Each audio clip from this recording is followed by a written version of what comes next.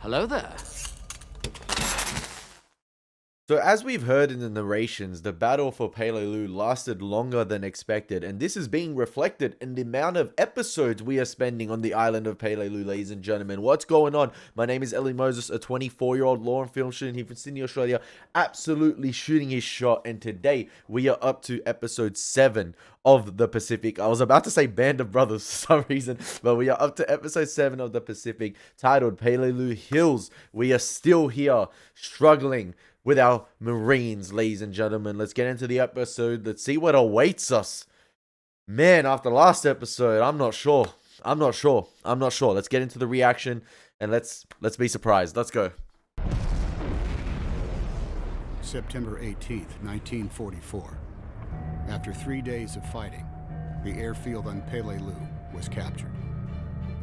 The immediate reports back were that it would be over in a day or two. But that was not the case at all. The worst was waiting for us. After 3 days. As casualties mounted, it became clear that U.S. intelligence had failed to anticipate the level of Japanese resistance. That's not cool, Looming man. behind the airfield were high coral ridges that spanned the island. The Japanese had created an elaborate system of underground fortresses. Intelligence didn't have a clue what we were going into. If the intelligence had been what it should have been, I don't think we'd ever hit that island. That's The insane. whole cave system on Peleliu was unbelievable. We had never seen anything like that before in the war. There was over 500 caves. There was one cave right after another. You had to dig them out one at a time.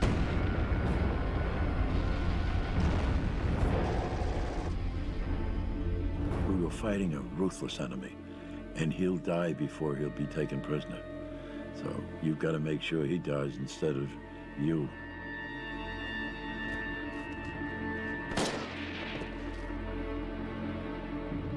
And it was a fight to the finish. For 30 straight days, day and night. This episode about to We be a lost movie. a lot of men. Considerable amount killed and tremendous amount wounded.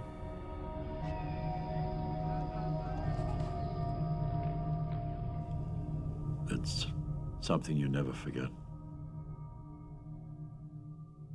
Let's get into it. Something I'll never forget, man. Experiencing this show, it's unbelievable. The Pacific intro music is absolutely fantastic, but I wish I could include it, but Hans Zimmer gets copyrighted. So I was like, nah, we gonna cut through it in the reaction, in the edit.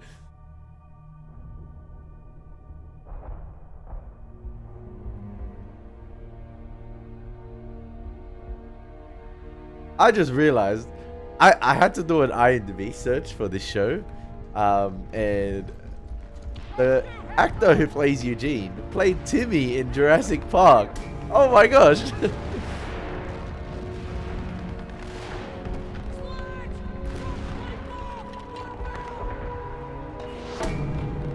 I love that. I love how we're getting the cross dissolve edits here, or the dissolving as the battles continue to go on day by day.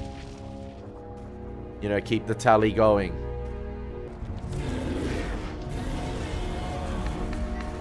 Clearing out the caves. Countless men lost.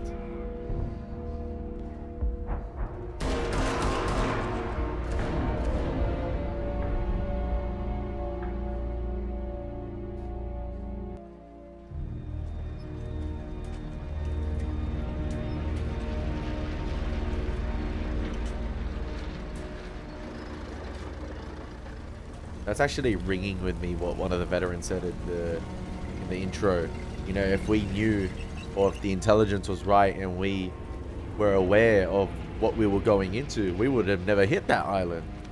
So I'm interested to see what the tactics would have been if they actually did find out about the caves.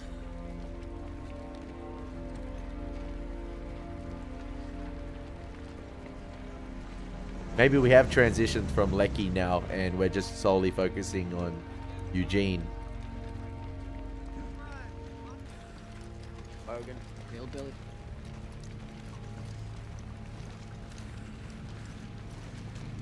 He used to not smoke. Yes, I do now.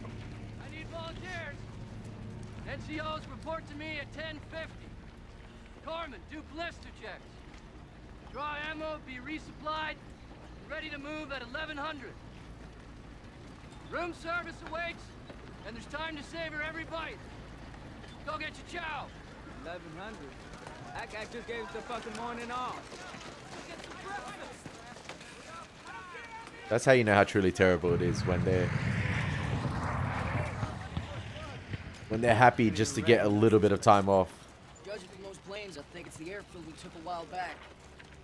Oh yeah, now I remember. We were over there, the Japs were over there. The Japs were where we're sitting. Right. It's all coming back to me now. Any kind of Jap weapon, I'll take it. Hey, sure. Keep him in my ass. Reach up, grab what you want. Seriously. I gotta get me a Jap sword. Can't go home from the war empty-handed. You can arrange for a Purple Heart. Ain't nobody going home.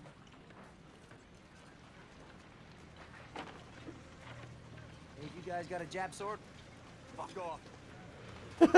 Hello, sir. Skip. Hey, Skipper. Hey, Skip. Skip. Never run when you can walk. Never walk when you can stand. Never stand when you can sit. Never sit when you can lay down. Never lay down when you can sleep.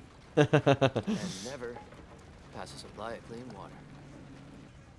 Treated vets from the First World War. Might have patched up Gunny Haney. My dad's a shop foreman at a textile mill in Massachusetts. He weaved wool fabric for the military. All our marine greens. Our blankets. It's nice to think my father might have had something to do with the blankets we sleep in. Fuck, shit. Got a detail for you. Sir. No, as you were, as you were. You got a watch? I do, sir. You show 0950.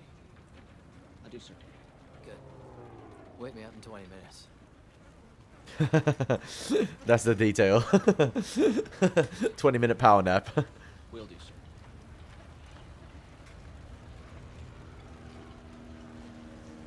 Hey, look, it's Colonel Puller. First Marines.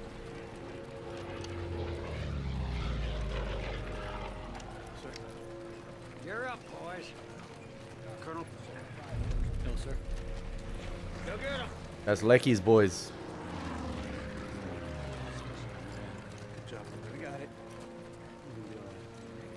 There goes first. Well, sir. Here you go. Thanks, man. Super fine. This really reminds me of the Bastogne scene when the soldiers were coming back and then, oh no, please tell me he's still alive. No. Oh, he's still alive. He's still alive. All right, come on, my boy, pull through.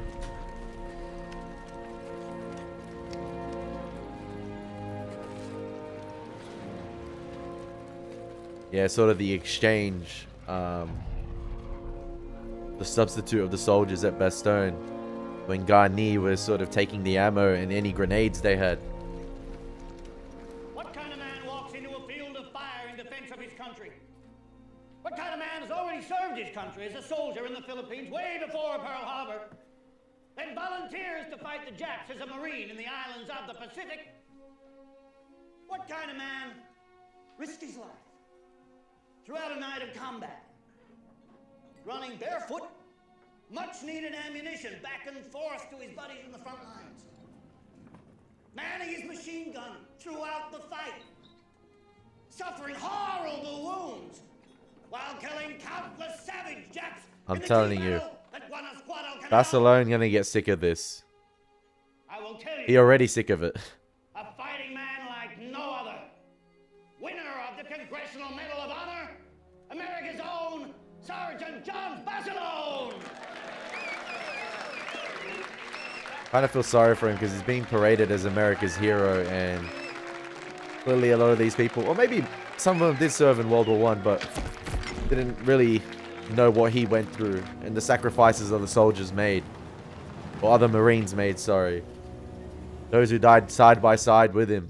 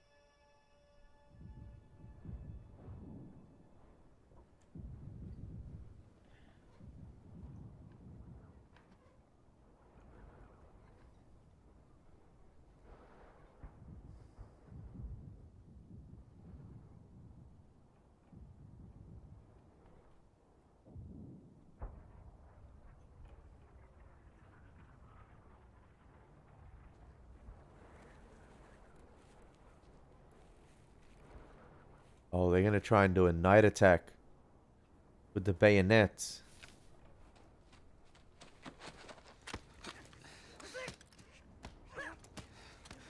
They're already taking out a couple. A night raid.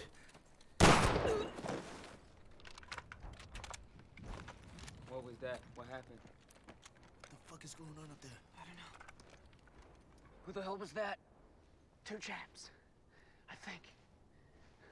One ran down the road, the other jumped in Packer's foxhole. All right, stay in your foxholes. Stay alert. There might be more.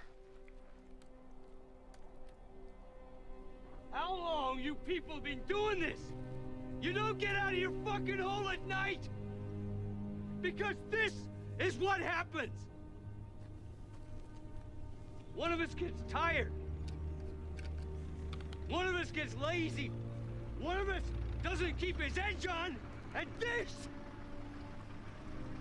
is what happens.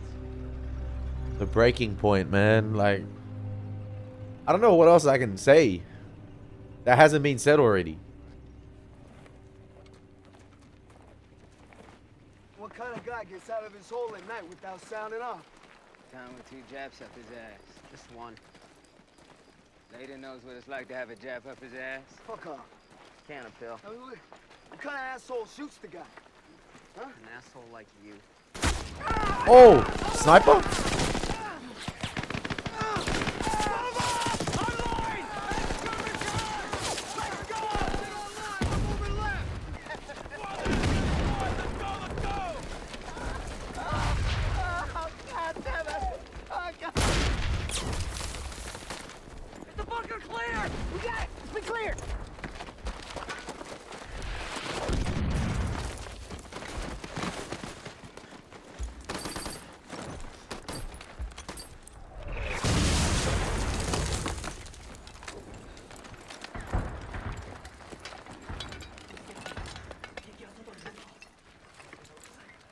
They're right under them.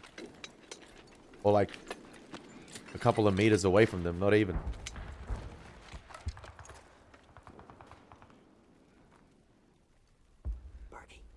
Grenade, grenade, grenade. Chaps in the bunker. First platoon cleared up with grenades. They must have checked. No, listen.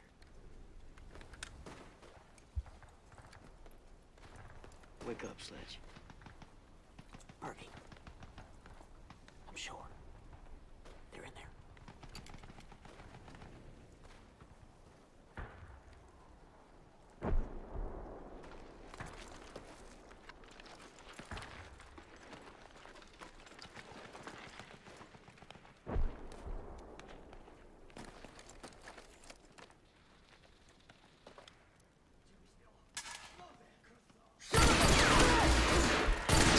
Damn, he just Hail Married in there. He just hip fired the joint.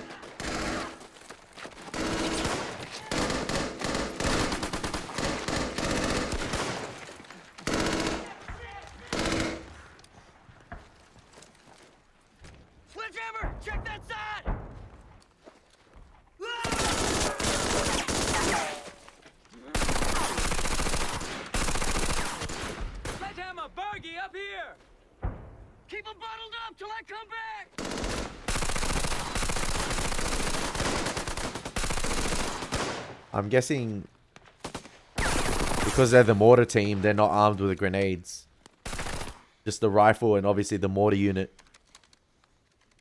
Layden.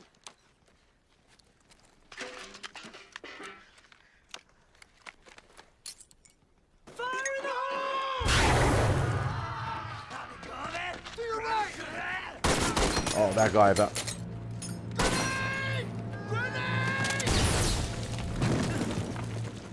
Not the shrapnel, man. Remember Jackson and Brandon Brothers? Target 100 yards to your right. Move, come on. Hold on, Bill.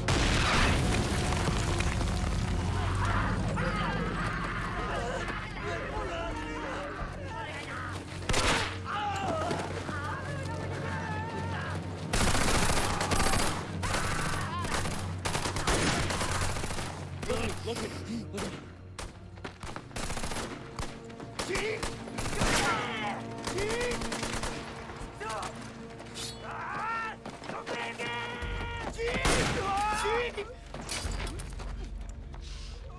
There's the Japanese sword he was talking about.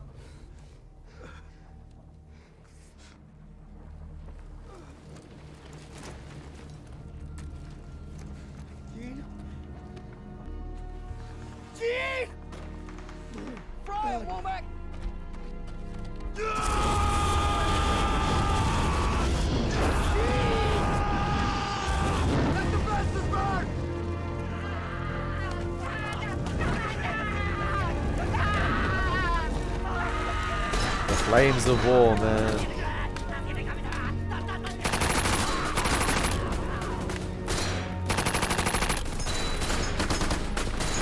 Fucking die! Fucking die!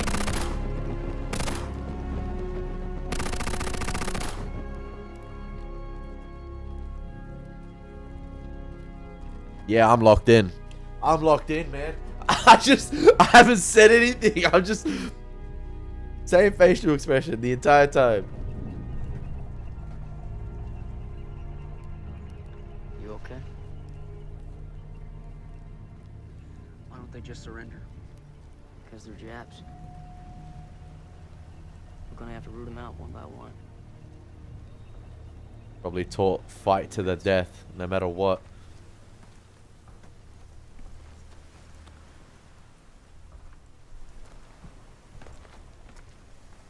Whew.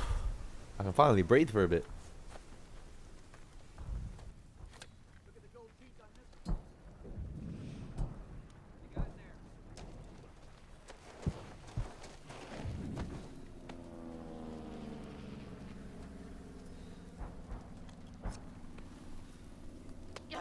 Oh, he's still alive.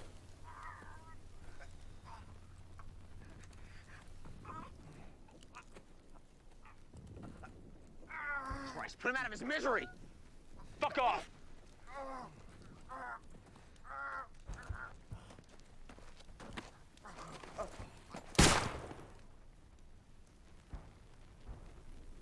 Makes it easier.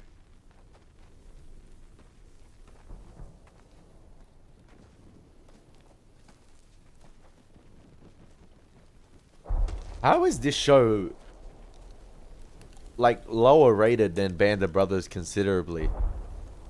I don't think it's on par with it, but it's fairly close.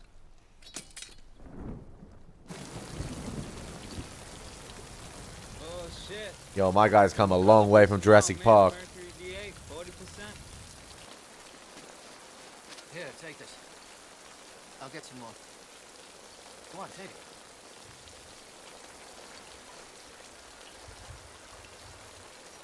Any word on Layden, Skipper? They already cleaned him up. That New York Irish hide of his is tougher than any little bit of Jap shrapnel. He'll be back soon. We're moving into the hills come dawn. Aye, aye, sir. Bertie, I'm gonna need some of your mortar squad to volunteer as stretcher bearers.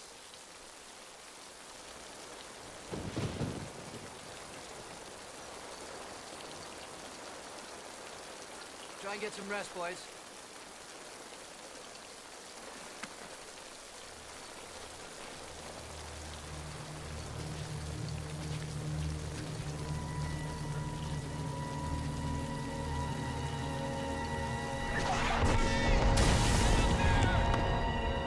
straight into the thick of the action at dawn.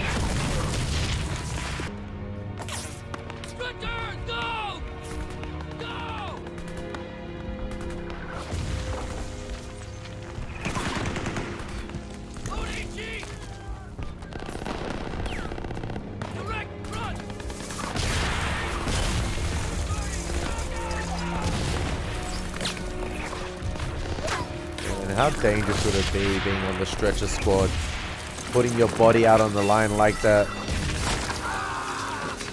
And as I say that,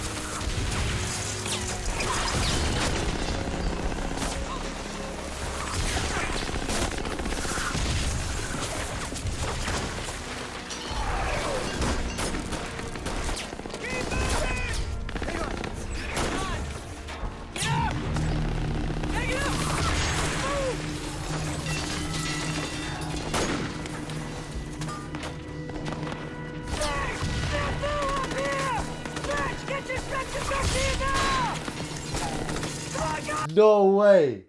Dad. It came? Quick cameo from my dad in the reaction. And we keep going. I'm sorry.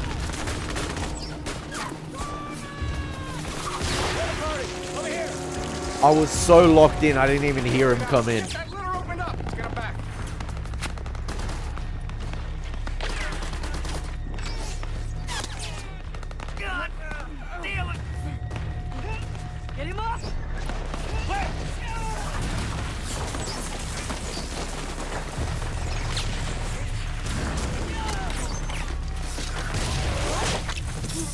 Damn, man!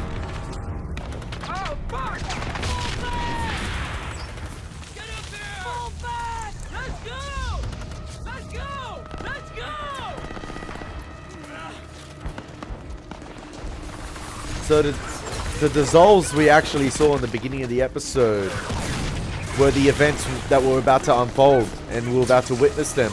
I thought they were signifying the days passing, and then we were going to get to a new day with Eugene, or like, you know, signified the passing of time. But no, we're seeing these events play out. Like with the flamethrowers, like with the stretchers. I think he's gone.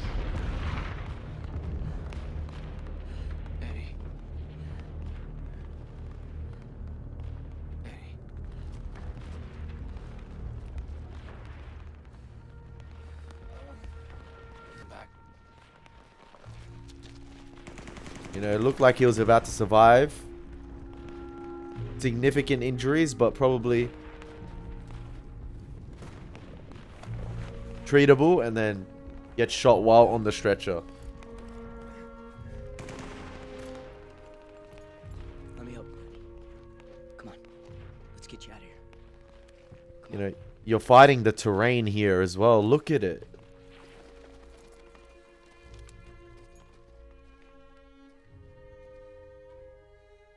Did you see Haney? It's so hard to probably make forward progress because of the terrain. They're fighting an uphill battle. Oh man, like this show is actually fantastic, man. Like, I saw him. and the commanding officer looks like he's gone too. If a guy like that breaks, Up Hillbilly's dead. on the street, they delivered. Pause the reaction. Apologies for the pause in the reaction right there. My dad came into my room twice. We got a family event tonight, and they delivered something, which was a present, which came in the mail, and they left it on the driveway near the road, not on the doorstep. So apologies. We're gonna get into the reaction. Just a quick life update. Let's go. You can't dwell on it, Jay. Can't dwell on it. Can't dwell on any of it. Taking the advice. You go into those hills again, I'm gonna get hit. I know it. Maturing.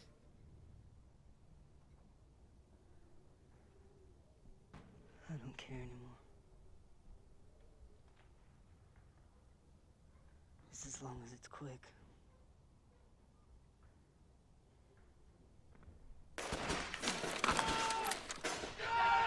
Non-stop. Non-stop. It's ruthless. It's relentless. Jeff's Cops are everywhere.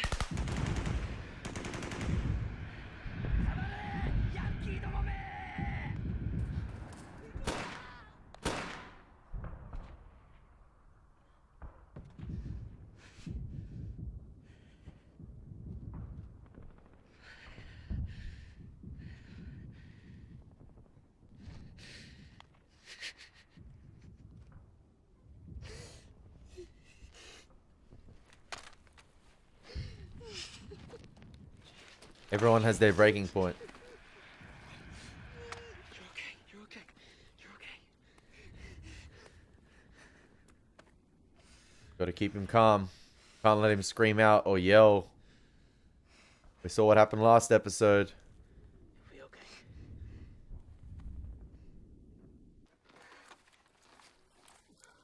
Oh shit! Let me fucking shoot him! What the heck, man? The cave system. What the fuck is the matter with you? Why'd you take so long to shoot him? Damn, Jay, if it ain't coming out your mouth, it's coming out your ass. Look like you in a sack race, Jay. I know. That's not a laughing matter. He could have died, man. Like, I shit myself. No kid. I fucking shit myself. You guys are fucking nuts. Go back and get some new dungarees, Jay. Now it's all over my hands. You left a trail, boy. They're gonna find us now. even Eugene laughing, man. He could have literally lost his life right there. Like, He's up ahead. Their platoon's on point, sir. Right up there. All right, Calamari, what do we got? Nambu in the hill, right up there, covering from that ridge all the way to the left. Let's get a closer look. yo, whoever did the location scouting for this show deserves a raise. I love it. I love it.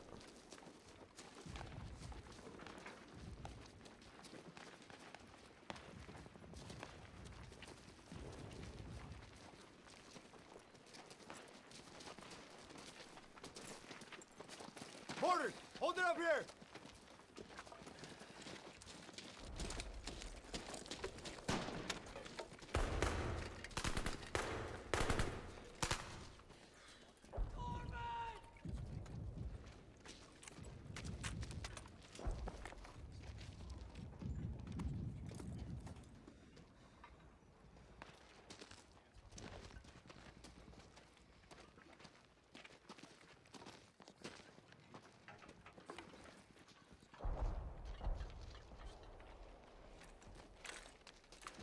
Gosh, what happened now? Forgot the skipper.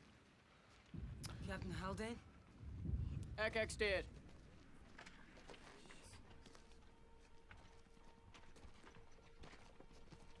At least it was quick, right?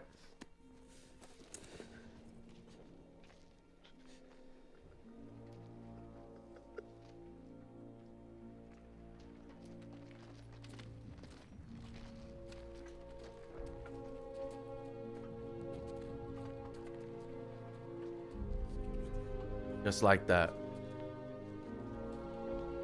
And what does that do to the morale that the skipper's gone?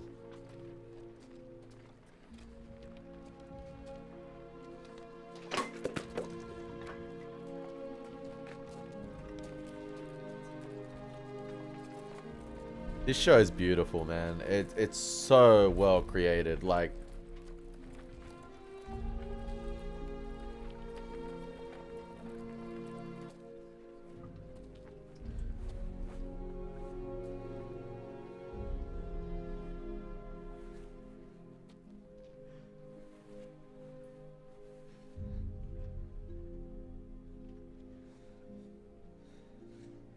can't let it dwell. Don't dwell on it.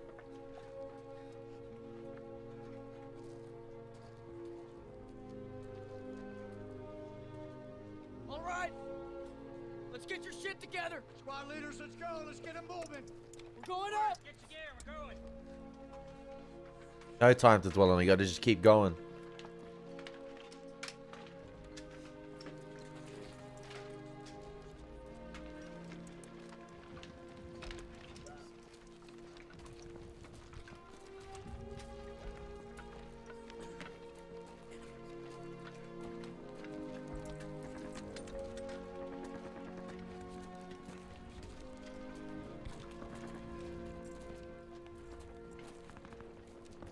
And if you're like paying attention before, you hear the call for Corman, and you think to yourself, you're just waiting for someone to go aid the injured. Ends up being the skipper.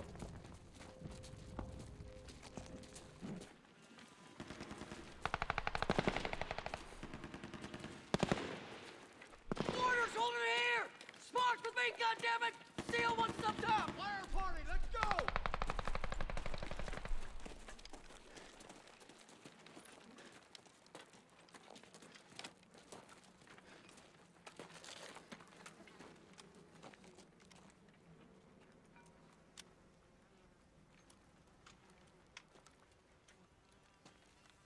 Is that someone's head half gone? Oh my gosh.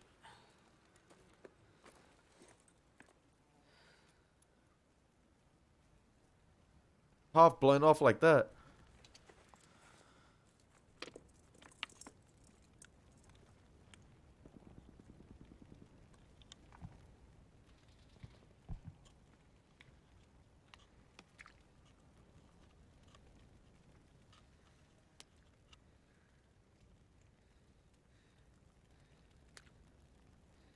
See, when it goes too quiet, you just... Oh, okay, so that's... Oh my...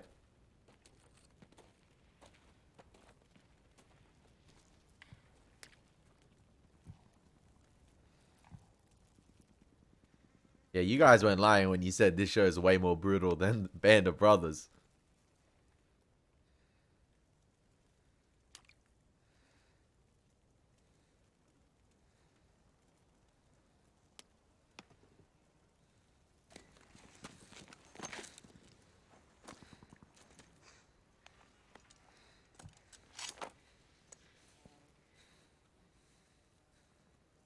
What you doing, Sledgehammer? Thought I'd bag me some Jap gold. You don't want to do that. Why not? I saw you do it.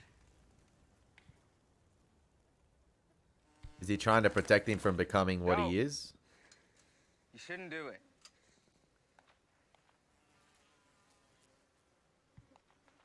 The germs. Doc Caswell says all these dead nips have germs. Germs. Bad germs. Diseases that'll make you sick.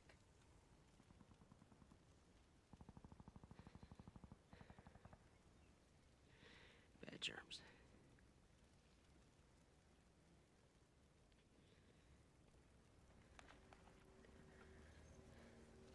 Well, is it all right with you if I cut out his insignia then? No danger in that I know of. Yeah? That pass muster with you?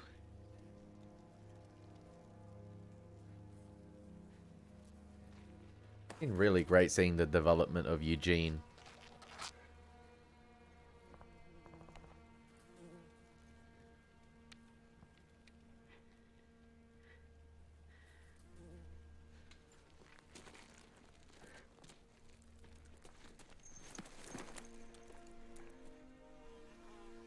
Like I said, I don't know. Like, I'm speechless most of the times throughout these episodes, especially these type of ones. I'm just watching it all unfold. What can I say? It's all masterfully done, in my opinion. And earlier on in the episode, or last episode with the airfield attack, you saw there was some beautiful wide long shots of the airfield, and it gives you a sense of the geography that the soldiers themselves has to traverse, what they have to get across, who they're up against, because there was a shot before in last episode of the perspective from the Japanese as well, and them seeing the Marines push forward. And then in this episode, there hasn't been much of that, and I think that's because it's a creative decision, because most of the attacks here, as you saw when they were on the road facing the bunkers, it was a sort of situation of, you know, visualizing the enemy as you go, because the attacks came out from out of nowhere. And the camera work sort of attested to that, in my opinion, where the only shots you saw of the enemy were from the POV of the soldiers, in terms of like as they were unfolding, or as they were sort of recognizing where the enemy was positioned. And you saw Eugene in the sequence earlier. He recognized from their voices, from the soldiers speaking Japanese, that they were in the bunker right next to him, that they weren't cleared out. And you slowly uncover where the enemy is based on the perspective of the soldiers. Because in this episode, they've captured the airfield. They're not attacking a vast area where you can sort of map it out, from a wide from a long distance. Here, this episode, it's more close quarters combat. It's the terrain is hard to map out, and you don't know where your enemy is because they're all banked up in these hills behind these rocks, camouflage. And I think the camera work really, in my opinion, it really reflects that pretty well.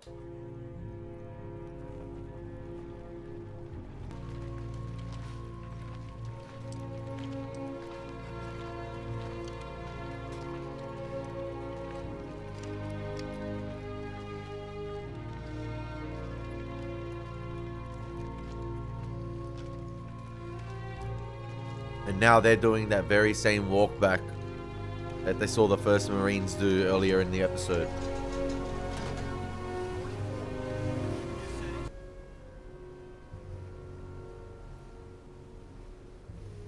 Thanks.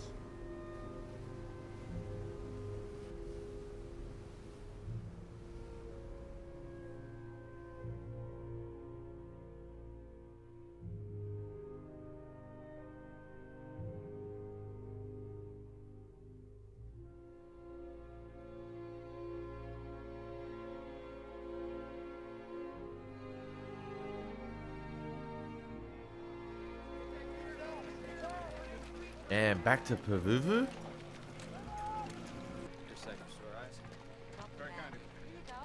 What the hell are they doing here? Hi. Hi. Hi. Thank you, ma'am. Thank you very much. Here you are. Thanks, ma'am. Hi, welcome back. Good to see you.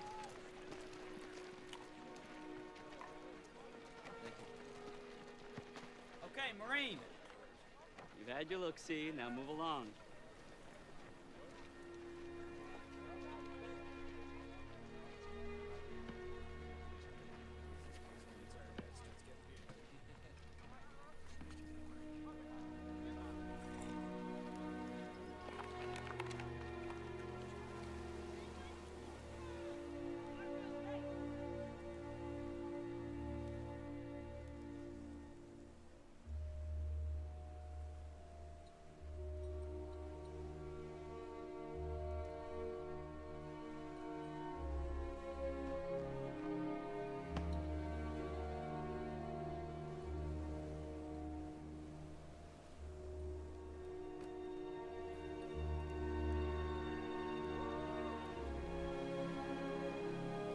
These soldiers, they've been through the ringer, and they come back and see, obviously, these girls, these nurses, dressed in clean white, resembling, obviously, purity. And I don't know, like, it's just, obviously, you see the look of disgust at the end right there in Eugene's face. Whether it is disgust, I could be wrong. Just like, I don't know if he thought to himself that what they were presenting right there in the juices or lemonade, whatever it was, and the way it was written, something nice for you. It's almost as if, like, I don't know if Eugene thought they were like sort of being babysitted, like, or they were being babied right there. They were being treated like little children, as if you do not know what we just went through. Like, he gave them that type of look. And obviously you had the other Marine, telling him, man, you've had your look. Come on, man, just get along. And he gave him just that stare where it's like, it's not about that. I'm not staring at her because of her looks, her beauty. I'm staring at her because we're getting treated like, we just came back from some sort of day camp and we didn't. And I love that. I think it perfectly conveys that through his facial expressions. The actor who plays Eugene, even Snafu right there, Rami Malek, these guys have just been through hell And yeah, in a way, I don't know, I could be wrong in this analogy in my interpretation at the end here. But as a soldier, you experience, or as a Marine, you experience what you just experienced, and you come back to these niceties in a way, or like they're sort of like, yeah, babying you in a way, like they're treating you like a little kid, and you just think to yourself, what? Like, they're not going to get happy because of this. Like, it's not going to give them a quick morale boost after what they've just been through. And you saw they try and pick up, their confidence through certain situations, like the guy, shitting himself. But in a way, if you take a step back and look at it, that could have meant his life, and he could have died in that cave right there. It could have been another soldier. You saw them, try and rescue that individual on the stretcher, and then he gets shot. Like, it could be over in a split second for anyone. And yeah, even when the skipper died, you saw they had to pick themselves right back up and keep moving forward. You can't dwell on it. And you just saw how much of a confidence shatter that was with the skipper going. And mentally, how draining these experiences must be. No human should ever have to go through something like that.